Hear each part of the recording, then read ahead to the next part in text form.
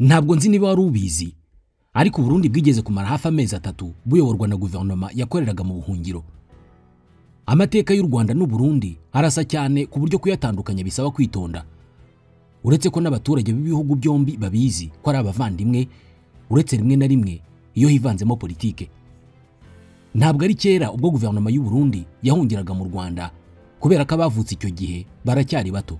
Umukuru cyane afite imyaka 32 y'amavuko. Muri iki kiganiro tujye kuvuga uko byagenze.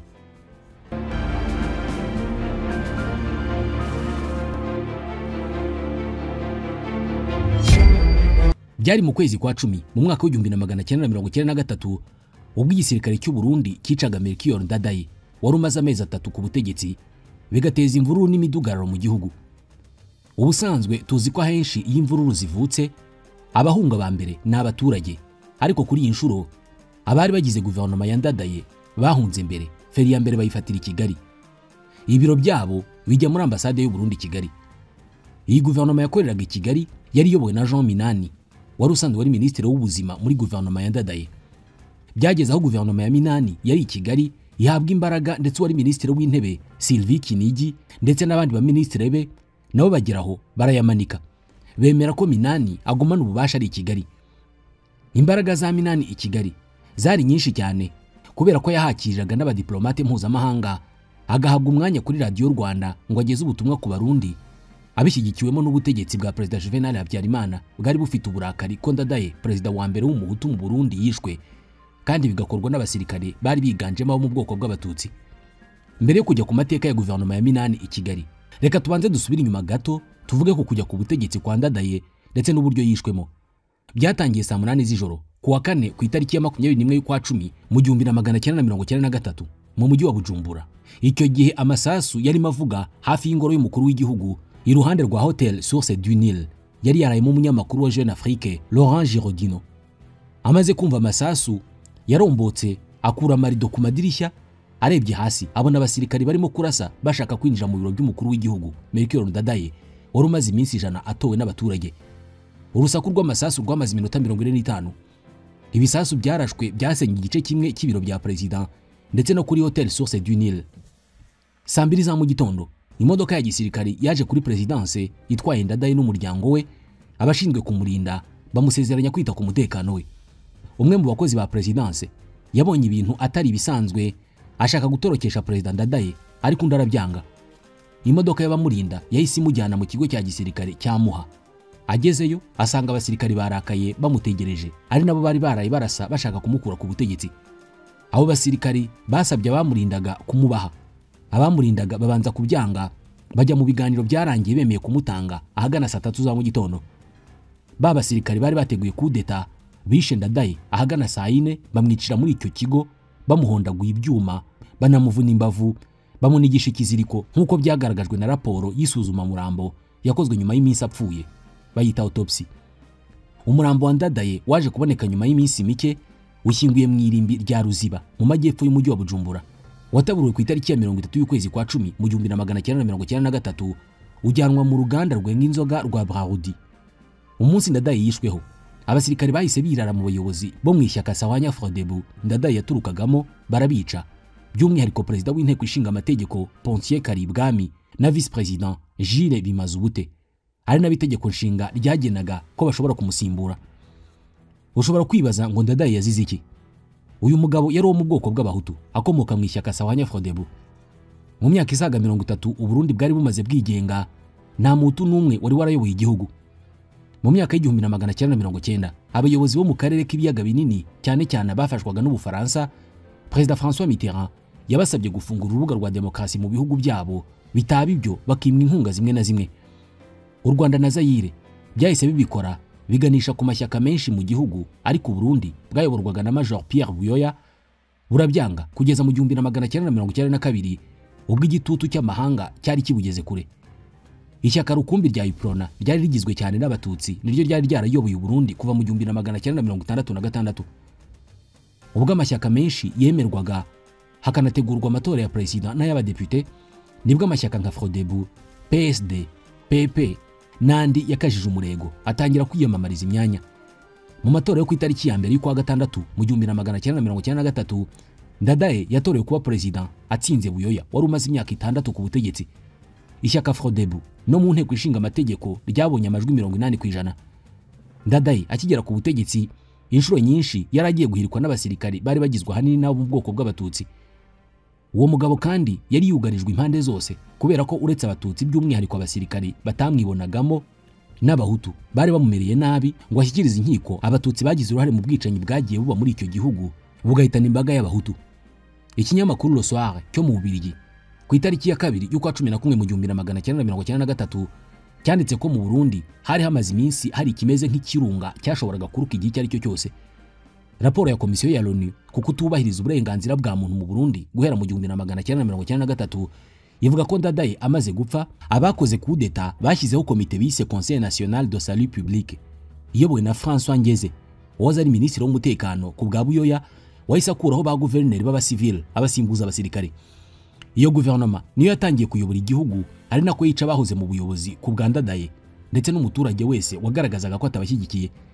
Iyo raporo ivuga ko itabashije kumenya amazina y'abateguye iyo coup d'etat nubwo yemeza ko ari abasirikari kubera ko nta musirikari n'umwe wigeze apfa arengera President Ndadaye no kuba nta kigisirikare kigeze gikora ngo kiburizemo iryo hirikwa ry'ubutegetsi. Nubwo twavuze ko igisirikare cy'u Burundi ari cyo cyari cyafashe ubutegetsi nyuma yo kwica Ndadaye, nta mbaraga za politiki cyari gifite. Imbaraga zasigaye mu maboko ya guverinoma ya Ndadaye by'umwihariko igice cya Jean Minani wari minisitiri w'ubuzima na Fulgence Rwima Bakana wari minisitiri w'ubutabera. Ndadaye akimara gupfa bahise bahungira mu Rwanda, naho Sylvie Kinigi wari minisitiri w'intebe ahungira muri ambasade y'Ubufaransa mu Rwanda. Igice cya Jean Minani na Bakana nicyo cyabyinjiyemo cyane mu bahoze muri guverinoma ya Ndadaye, ndetse umunsi Ndadaye yicwa bahise basohora itangazo ryananyuze kuri Radio Rwanda. Muri iryo tangazo Minani yaragize ati mwese abafite radio mwumvise ko abagizi ba nabi bafashe ubutegetsi bakirukana abayobozi mwitoreye. Icyo batababwiye nuko president wanyu mwatoye nyakubahwa Melchior Ndadaye bamwishe bakanica president w'inteko ishinga amategeko n'abandi bayobozi. Abo mwumva bafashe ubutegetsi nta kiza babifuriza kubera ko nibo bamaze igihe bamena amaraso mu gihugu. Ati turabasaba guhagurukira hamwe ntacyo babatwara. Ntihagire n'umwe yaba umuhinzi, umukozi wa leta cyangwa se uwikorera wemera ibyo bavuga kubera ko barashaka kumena amaraso. Ubwo butumwa bwa Minani kandi bwanakwirakwijwe imbere mu Burundi n'andi mashyaka yari yarifatanyije na Frodebu bakangurira abaturage kwigomeka ku gisirikari. Ku itariki ya 22 y'ukwezi kwa 10 mu 1993 no kuvuga hashize umunsi umwe Ndadaye yishwe, nibwo Minani yafashe umwanzuro wo gutangaza ko ububasha bwose bwa guverinoma y'u Burundi buri mu maboko ye kandi ko iyo guverinoma izakomeza gukorera i Kigali kugera ibintu bisubiye mu buryo. Yahise anasaba akanama k'umuryango w'abibumbye gashinzwe amahoro kubafasha kugarura ituze mu Burundi hagasubizwaho inzego zatowe n'abaturage. Igitabo Ethnisme et Tragédie au Burundi cyanditswe na André Nikwigize kivuga ko Minani na guverinoma ye i Kigali bahise basaba ambasade zose z'u Burundi gutanga raporo zabo i Kigali kandi bagakomereza kuvugiriza induru igisirikare cyahiritse Ndadaye. Mu gihe ako kavuyo kose kari karimo kuba, ibihumbi by'abarundi biganjemo abo mu bwoko bw'abahutu bahungiye mu Rwanda by'umwihariko mu bice by'amajyepfo. Bamwe muri bo banashinjwa kugira uruhare muri jenoside yakorewe abatutsi mu 1994. Byanze bikunze buri wese ashobora kuba arimo kwibaza iki kibazo. Byagenze bite ngo Minani ashinge guverinoma i Kigali babyemere ihabwe n'imbaraga zo gutanga amatangazo kuri Radio Rwanda, guhura n'abadiplomate n'ibindi? Igisubizo kiroroshye. Mu myaka 30 yari ishize u Rwanda rwahoraga rureba na ingwe n'u Burundi ahanini bishingiye ku kuba abahutu aribo bari ku butegetsi mu Rwanda mu gihe abatutsi bari ku butegetsi mu Burundi. Ndadaye yamaze gutsinda amatora nibwo bwa mbere byari bibayeho ko mu Burundi no mu Rwanda abahutu bajya ku butegetsi. Kuri President Habyarimana byari nk'insinzi kubera ko byari ikindi gitego cya diplomasi imigambi y'u Rwanda mu ruhando mpuzamahanga. U Burundi bwajyaga buyibangamira ariko noneho ubu bwari bugiye kujya buyishyigikira byoroshye. Ndadaye akimara kujya ku butegetsi nawe yavuze ko agiye gufasha u Rwanda mu bibazo bya politike rwari rurimo. Icyo gihe leta y'u Rwanda yari isumbirijwe n'ingabo za RPA Inkotanyi kugera ubwo mu kwezi kwa 8 mu 1993 hasinywa amasezerano ya Arusha.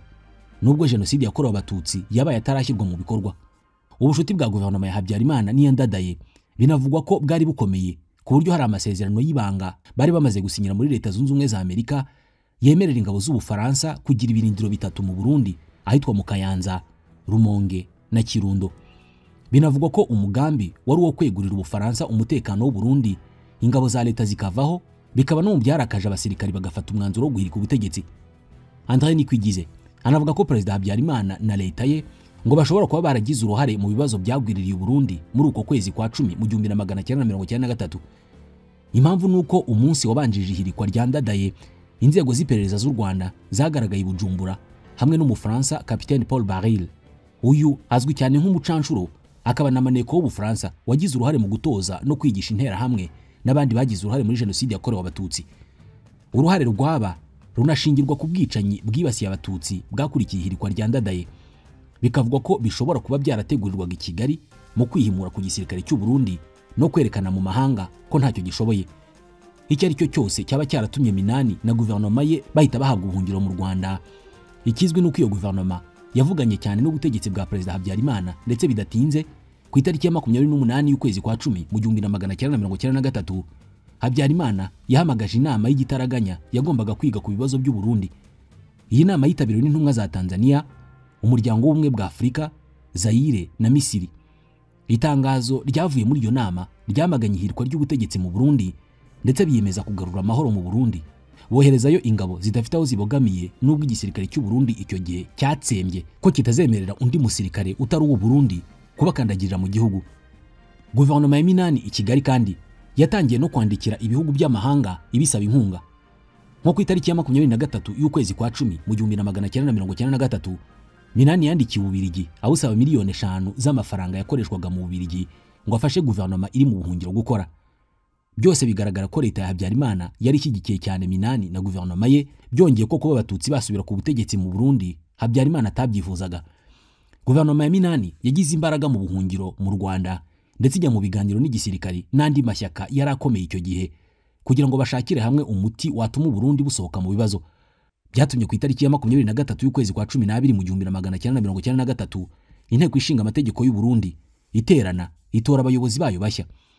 Icyo gihe Ntibantunganya Sylvestre niwe wabaye perezida w'inteko ishinga amategeko, uwitwa Sendegeya Christian aramwungiriza. Ibiganiro byarakomeje. Ishyaka Frodebu nk'iryari riri ku butegetsi rihabwa ububasha bwo gutanga undi mukandida wumva wasimbura Ndadaye. Ibiganiro byarakomeje.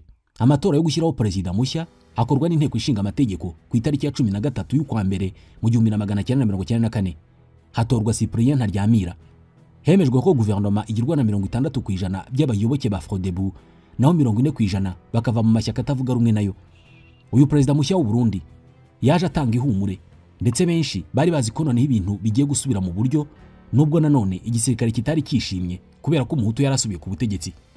Ntaryamira yaje avuga ibintu bya discipline cyane kubera ko yasanze igihugu kirimo akavuyo karenze. Nk'umunsi arahiraho ku itariki ya 5 y'ukwa 2 mu 1994 Ntaryamira yaragize ati ndashaka kugarura discipline mu gihugu, discipline mu gisirikare, discipline mu mashuri, discipline mu kazi, discipline mu mashyaka, discipline mu buyobozi no mu zindi nzego z'igihugu. Nyuma y'iminsi 2 Ntaryamira arahiye, hashyizweho minisitiri w'intebe mushya ariwe Anatole Kanyenkiko wo mu ishyaka UPRONA. Nawe yashyizeho guverinoma, ariko ntiyavugwaho rumwe kubera ko yashinzwe gushyiramo abantu bo mu mashyaka atemewe nk'iryitwaga Inkinzo ndetse na Jean Minani, bamwe batifuzaga kubona muri guverinoma. Guverinoma yakomeje kugerageza kugera ku ya 6 y'ukwa 4 mu 1994 ubwo Perezida Ntaryamira yarasirwaga mu ndege ari kumwe na Perezida Habyarimana w'u Rwanda bageze ku kibuga cy'indege Kanombe. Bari bavuye mu nama i Dar es Salaam yigaga ku bibazo by'u Rwanda n'iby'u Burundi. Bamwe mu bari bari mu itsinda ry'u Burundi ryari ryagiye Dar es Salaam bavuze ko Perezida Ntaryamira w'u Burundi yashaka kurara ageze i Bujumbura, asaba Perezida Habyarimana kumutwara mu ndege kubera ko ari we wari ufite yihuta. Bemeranije ko nibagera i Kigali indege ya Habyarimana ikomezanya Ntaryamira ikamugeza i Bujumbura. Ntabwo urugendo rwabo rwarenze i Kigali kubera ko indege imaze kuraswa abarimo bose bapfiriyemo. Ubutegetsi mu Burundi bufatwa na Sylvestre Ntibantunganya wari perezida w'inteko ishinga amategeko. Ntibantunganya nawe yabumazeho hafi imyaka 2 kugera mu 1996 ubwo yahirikwaga na Petero Buyoya.